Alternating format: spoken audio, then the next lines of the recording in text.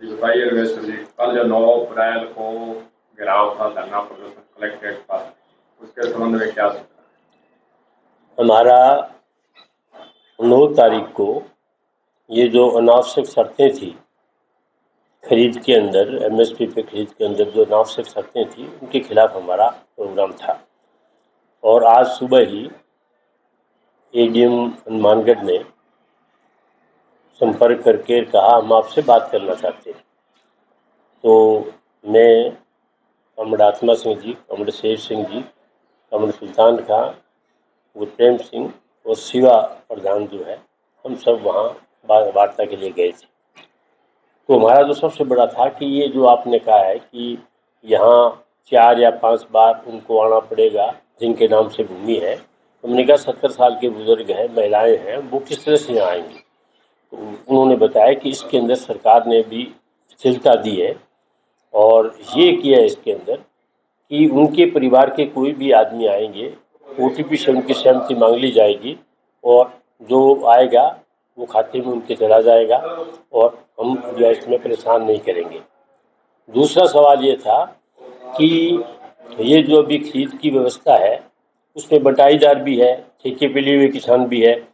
तो उन्होंने ये व्यवस्था दी है कि जो बटाईदार है वो अगर लिखित में कोई एग्रीमेंट देते हैं तो उसके आधार पे हो जाएगा, अगर लिखित में नहीं है तो उनकी सहमति मांग के और जो बटाईदार है उसके खाते में चली जाएगी, जो पैसा है वो चला जाएगा, उसके माध्यम से हम उसकी खरीद करेंगे। इसी तरह से हमारा बारदाने के ऊपर था, तो बारदाने में उन्होंने कहा कि 50% बारदाना आ गया है।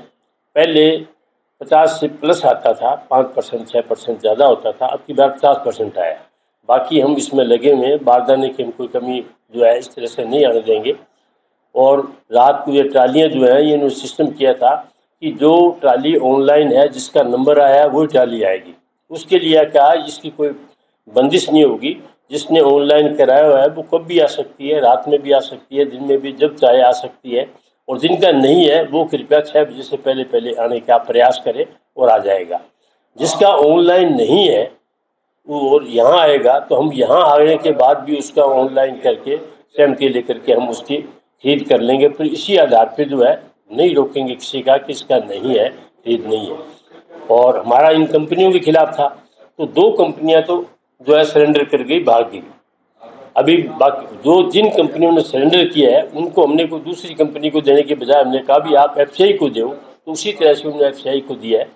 और कई मंडियां तो सिर्फ एफसीआई की ही आ गई और बाकी जो कंपनियां आई है वो भी भागेंगी निश्चित तौर से। दूसरा हमारा था कि ये जो आप एक कांटा खोलते हैं गोडाउन के अंदर और माल डंप हो जाता है और फिर इल्ज़ाम लगता है कि मजदूर जो है नहीं कर रहे, मजदूर नहीं कर रहे, उसमें उन्होंने कहा है कि हम एक कांटा नहीं, गोडाउन के अंदर दूसरे कांटे खोलेंगे और कोशिश करेंगे कि एक नहीं 2 गोडाउन में काम चले। 2 गोडाउन में काम चलेगा तो उसके बाद वहाँ माल उतर जाएगा तो कोई दिक्कत नहीं आएगी। उन्होंने जो बात बताई है इन संबंध के अंदर, उन सब में हमें यूँ संतोषजनक लगा। और अगर ये इन सवालों पे कोई प्रशासन अगर कहीं परेशानी पैदा करेगा, खरीद के अंदर करेगा या उठाव के अंदर करेगा, तो उसमें जो है हम उसका विरोध करेंगे। एक हमारा ये था कि ये जो अनाज मंडी की मजदूरों को पैसा है उसको व्यापारी देंगे, तो व्यापारी की दुकानें अलग अलग हैं, किसी के पास कम होगा उसके अलग अलग रेट तय करें जा करके। तो हमने कहा भी ये व्यवस्था गत वर्ष की भांति रहनी चाहिए, उसमें उसी तरह से जिस तरह से पिछली बार खरीद हुई थी और जो अनाज मंडी के मजदूरों को जो कॉन्ट्रैक्टर था वो पैसे देता था, वो कॉन्ट्रैक्टर ही पैसे देगा, उनके नाम से उन्होंने टेंडर भी जारी कर दिए हैं, वो भी होगा। तो काफ़ी बातें जो है उसमें सहमत हुए हैं। और अभी हम देख रहे हैं क्योंकि अभी बरसात के कारण बहुत नुकसान हो रहा है, तो हमारा बार बार उनको ये कहना था कि बरसात के कारण किसान का नुकसान हुआ है, तो जो उसमें अभी नमी आ रही है उसके कारण किसानों को परेशान नहीं किया जाए। तो उनका इसके लिए हमने एक कमेटी बनाई है, वो कमेटी उसकी जांच करेगी और किसी भी सूरत के अंदर किसानों को हम परेशान नहीं करेंगे और जो माल लाएगा जो है उसका बिकना चाहिए।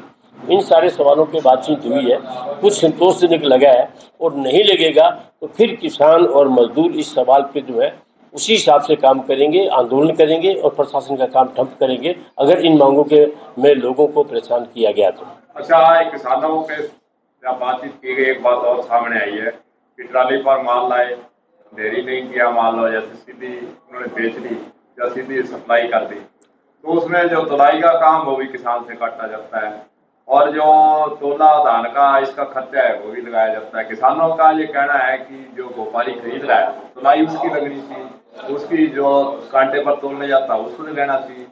असल कानूनी तौर से उसके किसान की कोई जिम्मेदारी नहीं बनती, और किसान को कोई इस तरह की, अगर वो कोई इस तरह की बात करते हैं कि जो खर्चा जो व्यापारियों को या जिसने परचेज किया उसको देना चाहिए, तो किसान को नहीं देना चाहिए। और इस तरह की दिक्कत आए कि निश्चित तौर से जिसकी जिम्मेदारी है कानूनन वो करेगा, किसान उसका भुगतान नहीं करेगा।